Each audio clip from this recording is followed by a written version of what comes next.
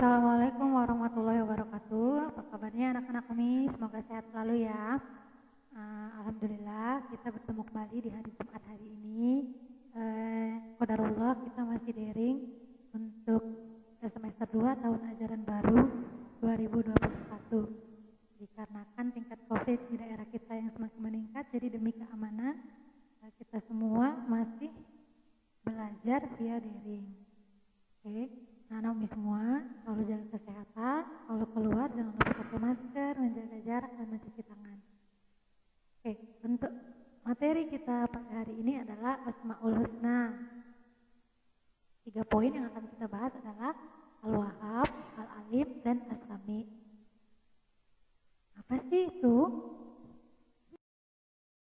Ke materinya. Asmaul Husna adalah nama-nama Allah yang terbaik dan terindah. Asmaul Husna menunjukkan betapa suci dan agungnya Tuhan kita, yaitu Allah Subhanahu wa Ta'ala. Serta Asmaul Husna sendiri dapat membedakan antara sifat Allah dengan makhluk ciptaannya. Dari Abu Hurairah, Nabi Muhammad SAW bersabda, sesungguhnya Allah memiliki 99 nama, orang yang menghafalkannya akan masuk ke dalam surga. Nah, anak Umi kemarin sebelum pembagian raport disuruh menghafal nama-nama Allah Asmaul Husna sebanyak 50 ya. Nah, sekarang selama liburan kalau bisa ditambah menjadi 99 karena barang siapa yang menghafal nama-nama Allah akan masuk ke dalam surga. Tapi Asmaul Husna bukan hanya untuk dihafal, jadi untuk dimaknai apa sih arti dari nama-nama ke-99 tadi.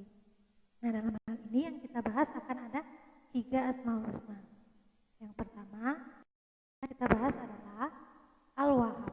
Al-Wahhab artinya adalah Allah Maha Pemberi. Apa itu Al-Wahhab? Al-Wahhab artinya adalah Maha Pemberi, yang berarti Allah Maha Memberi, yang paling mampu memberi semua karunia kepada umatnya. Allah memberikan apa yang umatnya minta sesuai kebutuhan. Misal cuaca sedang panas, yang dibutuhkan manusia adalah hujan untuk mendinginkan suasana, maka akan Allah turunkan hujan. Allah akan memberikan karunia ke umatnya sesuai kebutuhan manusia itu sendiri. Allah akan menambah nikmat umat yang selalu bersyukur dan akan memberikan balasan kepada mereka yang kufur terhadap nikmat Allah dan yang ingkar kepada Allah. Kufur artinya orang yang tidak bersyukur.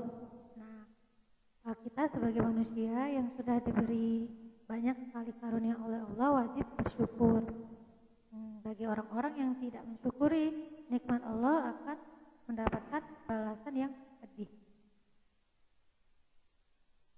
Selanjutnya, nah ketika kita diberikan karunia oleh Allah berupa harta yang banyak, kepandaian atau kepintaran, terus akal dan pikiran yang jernih, maka sebagai perwujudan rasa syukur kita harus berbagi kepada sesama, terlebih dalam membutuhkan. Jadi cara kita bersyukur terhadap nikmat Allah itu adalah dengan cara berbagi.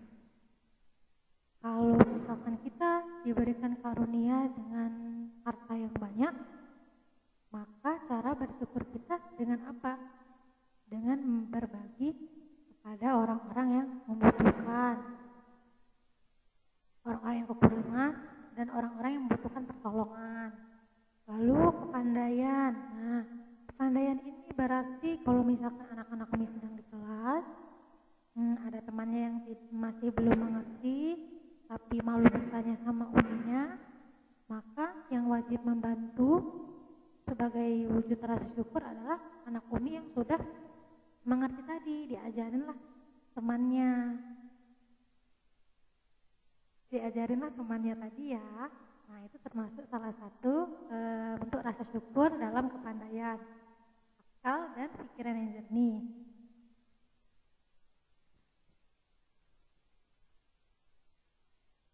Dengan begitu Allah akan terus menambahkan karunia yang berlimpah ruah. Jadi dengan kita bersyukur dan dan berbagi kepada sesama, maka Allah akan terus menambahkan karunia yang berlimpah ruah.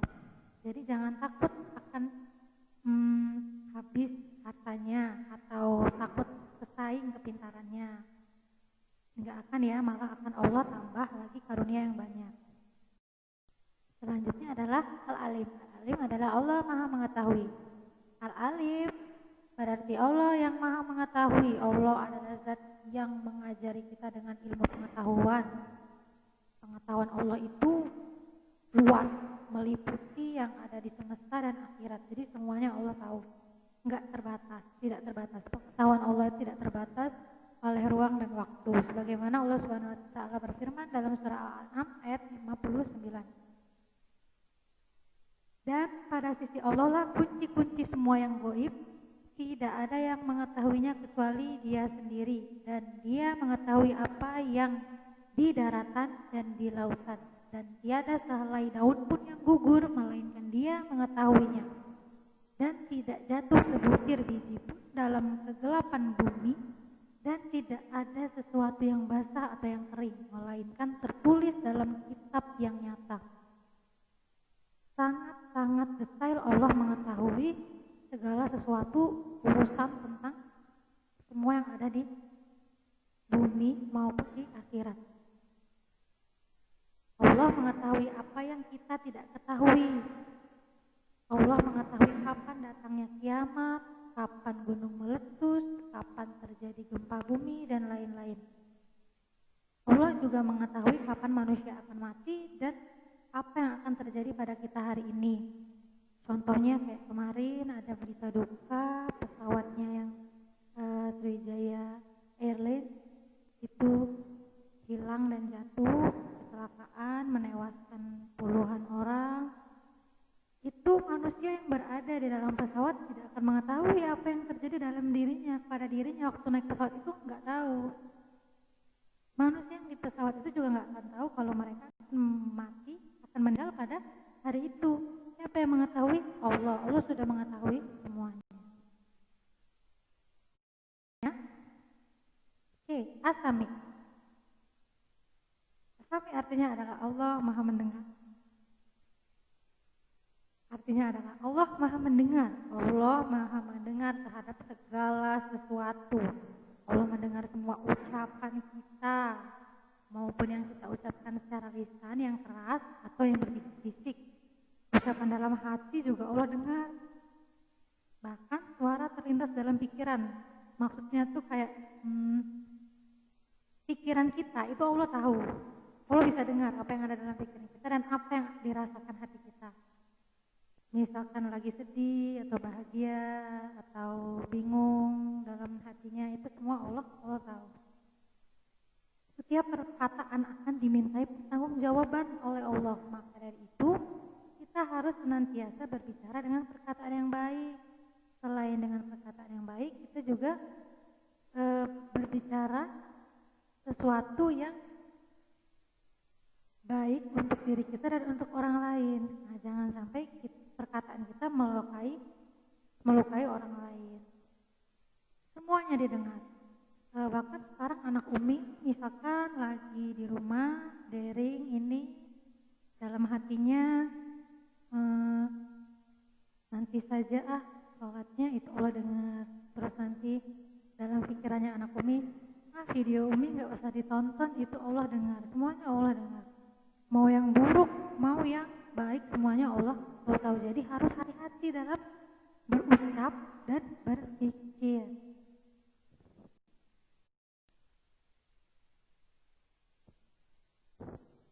Untuk tugas anak Umi, silakan kerjakan latihan soal pilihan ganda 1 sampai dengan 10. Soalnya ditulis di buku seperti biasa ya. Jawabannya pilih yang benar saja disertai keterangan. Untuk selanjutnya, materi kita sampai hari ini selesai pada hari ini. Semoga bermanfaat untuk anak Umi semua.